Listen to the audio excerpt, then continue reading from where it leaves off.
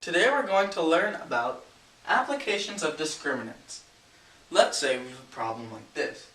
For the range of values for which the straight line y is equal to k minus 3x intersects the curve y squared minus x squared plus 6 equals 0 at two distinct points. So before we get started, let's first visualize or graphically display this problem. So we have our coordinate plane, let's say, which is this. And then we have our curve, which is called a parabola.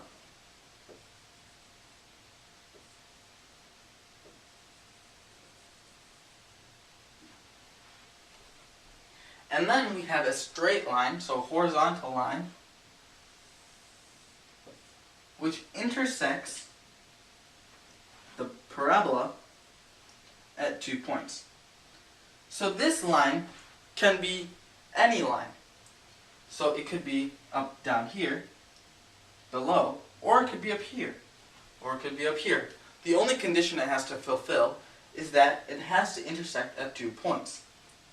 So, for example, this line could not be down only intersecting the vertex, or it cannot be below the parabola and not intersect at any point. So we have to find the value of k, or the values of k, that would make this line have two distinct intersections with a parabola. So one value of k might put it here, another value of k might put it here. But all the same, with the correct values of k, there will always be two intersections. So before we get started, let's first go back to finding the solutions of two linear lines. So as we can see here, we're finding the value of k. But to do that, we have to first find the solutions of both these lines, this line and the curve. Now, one method that we used when we were finding solutions of two linear lines was the substitution method. So here we can use the substitution method because we have the value of y, which is k minus 3x, and we have y squared here. So this value of y, k minus 3x, will work for the 2 points on the parabola and the line where they intersect. And we need to find those first, or get started that way. So we need to have y squared. So that means that y squared is equal to k minus 3x squared, or k minus 3x times k minus 3x. So now let's expand this and turn it from two binomials to a trinomial. K times k is k squared minus 3x times k is minus 3kx, because the coefficient comes before x, so minus 3kx. And we also have minus 3x times k, which becomes minus 3kx. So minus 3kx minus 3kx would become negative 6kx. And then we have negative 3x times negative 3x, which is positive 9x squared. So now let's add on the rest of this equation. Minus x squared plus 6 equals 0. And combine like terms. So 9x squared minus x squared is 8x squared. So this is the a term. Now let's put the b term, which is the coefficient of x. So minus 6kx.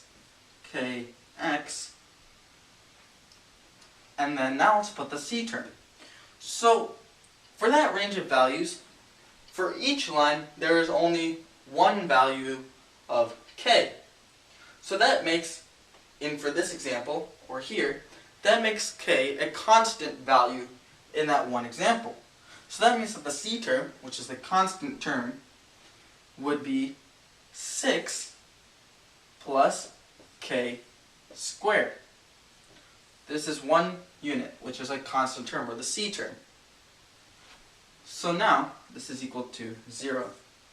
Now, to make this all clear, for the next part, let's erase this and transfer this to the top.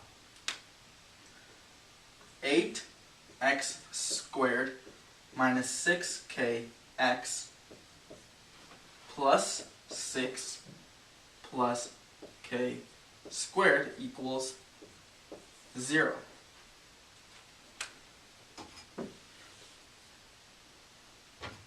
So now, let's find the discriminant of this quadratic equation, because as we can see, this is a quadratic equation because it has x squared, then x, and then the constant term. So the discriminant of a quadratic equation is b squared minus 4ac. So that makes a discriminant here, b squared, which is negative 6k, because that's the value of b, squared would become negative 6 times negative 6 is 36. K times k is k squared. So negative 36k squared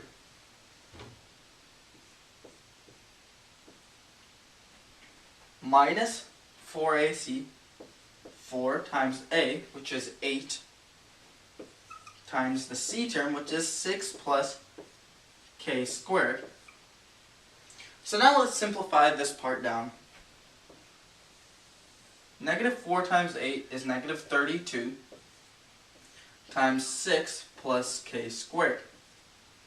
So this becomes negative 32 times 6 is negative 192 minus 32k squared. So now let's erase this and transfer it into here.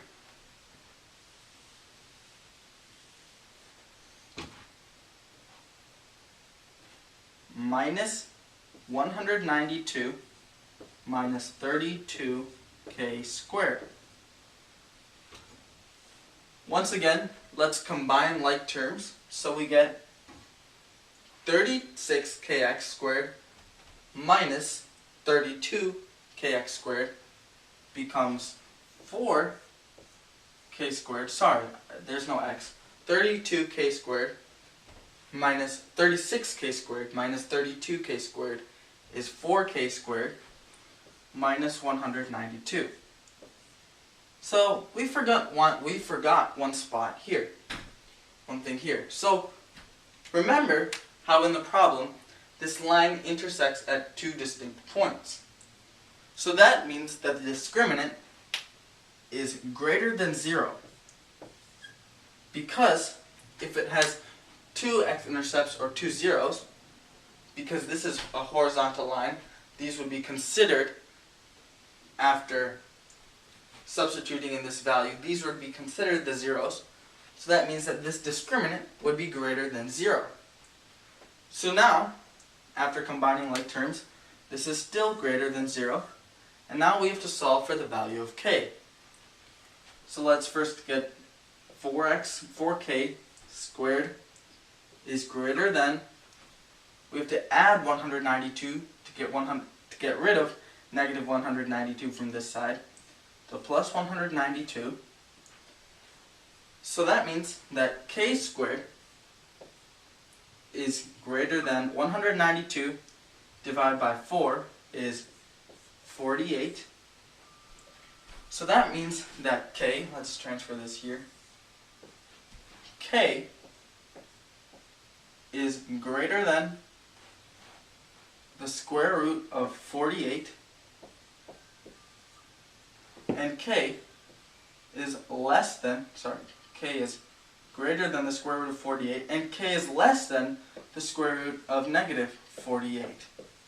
The reason it's less than the square root of negative 48 is because we know that when we're dividing by a negative number, the sign gets flipped. So here, we're dividing this by negative square root of 48. So once we simplify this down, we get k is greater than 4 square root 3, and k is less than negative 4 square root 3. So the answer answer to this problem is k is greater than 4 square root 3 and k is less than negative 4 square root 3. Today we learned about applications of discriminants.